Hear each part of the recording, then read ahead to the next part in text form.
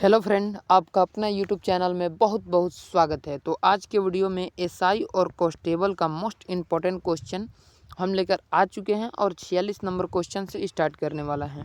ये एसआई और कांस्टेबल के लिए है फ्रेंड, ठीक है। और सारे के सारे क्वेश्चन प्रीवियस ईयर्स हैं, ठीक है फ्रेंड। चलिए क्वेश्चन क्या करें, क्वेश्चन पर ध्यान दीजिएगा, ठीक है। क्वेश्चन कह रहा है 46 नियम 46 नंबर 4.750 यानी 4,750 रुपये को 12% वार्षिक साधारण ब्याज के दर से निवेश करने पे 4 वर्ष बाद प्राप्त राशि रुपए में कितना होगा। देखिए फ्रेंड कितना होगा। सबसे पहले तो पॉइंट हटाएंगे ठीक है, ध्यान से समझिएगा, सारा क्वेश्चन समझ में आ जाएगा, ठीक है। तो अगर हम लोग 4700, ठीक है, अगर हम लोग ये 4750 है, ठीक है, पॉइंट हटा देते हैं और हम लोग 2250 2280 इन दोनों को ऐड करते हैं तो दोस्तों कितना आ जाता है, 8 5 13, ठीक है, और 7 2 9 1 10, ठीक है, और 4 2 6 1 7 हमारा आंसर आ जाता है। लेकिन अब डिपेंड ये करता है कि 2280 आया किधर से, 2280 आखिर आया किधर से फ्रेंड, डिपेंड ये आ गया, ठीक है। देखिए आया किधर से, ठीक है, देखिए आया किधर से।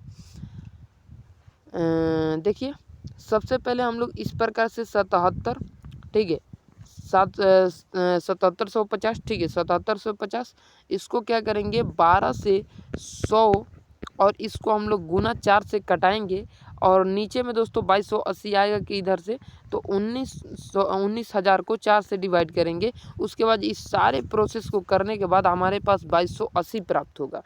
2280 को फिर 4750 से ऐड करेंगे, हमारा आंसर निकल के आ जाएगा, ठीक है। देखिए ज़्यादा कैलकुलेशन करेंगे तो हमारे पास उतना टाइम नहीं है, आपके पास बोल रहे हैं, ठीक है, हमारे पास तो टाइम बहुत है, हम तो एक क्वेश्चन को 1 घंटा समझाने में लगा देंगे, लेकिन आपको पास उतना टाइम एग्जाम में नहीं रहेगा कि आप 2 मिनट एक क्वेश्चन को दे पाएँ, ठीक है।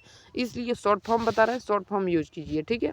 चलिए अगला प्रश्न 47 नंबर, दो संख्याओं का लघुत्तम समावर्तक 105 है और उनका महत्तम समावर्तक 21 है, ठीक है। यदि एक संख्या 35 है तो दूसरी संख्या ज्ञात कीजिए। देखिए दोस्तों इसको भी शॉर्ट फॉर्म से बनाएंगे, ठीक है। एलसीएम गुना एचसीएफ, तो एल गुना एच लिख देते हैं, इसे समझ लीजिए एलसीएम गुना एचसीएफ, और 1 गुना 2 लिख देते हैं, 1 गुना 2, ठीक है, केवल समझाने के लिए। तो एलसीएम क्या 105 दे रखा है हम लोगों को, ठीक है, 105, और उसके बाद दे रखा है एचसीएफ दोस्तों क्या दे रखा है 21, ठीक है, और बराबर में दोस्तों हमें क्या दे रखा है 35, और हमें दूसरा का ज्ञात करना है, ठीक है, दूसरा का क्या ज्ञात करना है।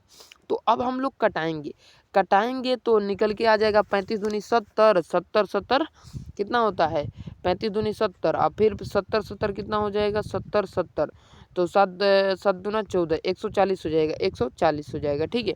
तो इसे देखिए अगर हम लोग इसको कटाएंगे तो 3 बार में कट जाएगा, 35 दूनी 70 और फिर 35 ऐड करेंगे तो 3 बार में कट जाएगा, ठीक है।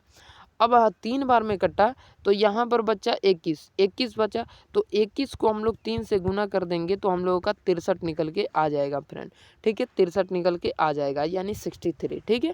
चलिए समझ गए यहाँ तक बाबू।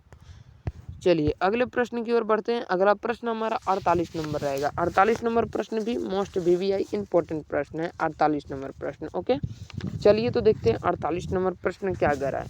48 नंबर प्रश्न कह रहा है फ्रेंड 77 मीटर प्रति सेकंड, 77 मीटर प्रति सेकंड की गति से चलने वाली ट्रेन एक सिग्नल को 18 सेकंड में पार करती है। क्या करती है 18 सेकंड में पार करती है, ठीक है, पार करती है, ठीक है, 18 सेकंड में पार कर लेती है, ठीक है। ट्रेन की लंबाई मीटर में ज्ञात करना है, ट्रेन की लंबाई मीटर में ज्ञात करना है। तो सबसे सिंपल है 77 को क्या करें 18 से भाग दीजिए, 1386 हम लोगों का आंसर निकल के आ जाएगा। 1300 क्या आएगा 1386 आएगा या 1300, इसको थोड़ा एक बार कर लेते हैं बाबू, ठीक है, एक मिनट। देखिए हम लोग अब बाबू सोना लेखा करेंगे गुना, ठीक है, 77 में 18 से, ठीक है। तो यहाँ पर 8 साते क्या हो जाएगा, 8 साते 64, 8 और 16 24 और 24 और 45 और 6 48, 8 साते 56, 7 8 56 या 8 आते 56, तो 56 की हो जाएगा 6 और 8 56 56 57 58 59 60 61, तो यहाँ पे हो जाएगा 61, यहाँ पे हो जाएगा 7, यहाँ पे हो जाएगा 7 और यहाँ पर हो जाएगा दोस्तों हमारा क्या हो जाएगा 6 और 7 कितना हो, 6 दूना 12 1 13, ठीक है 13 हो गया यहाँ पर और 7 1 8 हो गया यहाँ पर और यहाँ पर 6 हो जाएगा, तो 1386 हमारा आंसर आ जाएगा। यहाँ पे गलत लिखा गया है, 1386 आ जाएगा। ओके फ्रेंड, चलिए अगले प्रश्न पर चलते हैं दोस्तों। अगला प्रश्न हमारा है 49 यानी 49। 49 प्रश्न क्या करा है, ध्यान दीजिएगा। एक निश्चित राशि को 4:5 के अनुपात में 2 भागों में विभाजित किया जाता है, ठीक है। यदि पहला भाग 244 रुपये है तो कुल राशि रुपये में ज्ञात कीजिए। देखिए 4:5 में है, ठीक है, 4:5 में है। ओके, तो 4 5 आपको भी पता है कि 9 होता है, ठीक है। 4 5 आपको भी पता है कि क्या होता है, 9 होता है। और दे कितना रखा है दोस्तों, दे रखा है 44, ठीक है 44। अब हम लोग कटाएंगे दोस्तों, इसको कटाएंगे यानी कि 9 आया, 9 को कटाएंगे 244 से, 244 से 9 से कटाएंगे तो 9 दूना 18, 9 दूना 18, तो 9 दूना 18, 9 दूना 18, ठीक है। तो 9 दूना 18 2 बार में कटेगा, 2 बार में ये कटेगा, 2 बार में, ठीक है। तो यहाँ पर कैसे होगा, कैसे होगा, हाँ भाग 9 2 4 2 9, 9 दूना 18, 18 हो गया, ठीक है। ऐसे करेंगे 61, 61 आ जाएगा, 61 कटेगा तो 61 कटेगा तो 61 आएगा, 61 में फिर 9 से भाग, ठीक है, 9 से गुना हो जाएगा। 61 में 9 से गुना करके देखिए तो आंसर आ रहा है क्या, 61 में तो 9 और 9 छके 54, 9 नहीं 18 नहीं 27, 9 छक 36, 9 5 45, 9 छक 54। हाँ, तो 61 में 9 से भाग करिए, आंसर हमारा निकल के आ जाएगा, ठीक है। 9 से गुना करेंगे तो, ठीक है। चलिए इतने आसान तरीके से बनाइए ना शॉर्ट फॉर्म में कि एग्जामिनर का होश खराब हो जाए, ठीक है। नॉर्मलाइजेशन करना ही भूल जाए, ठीक है।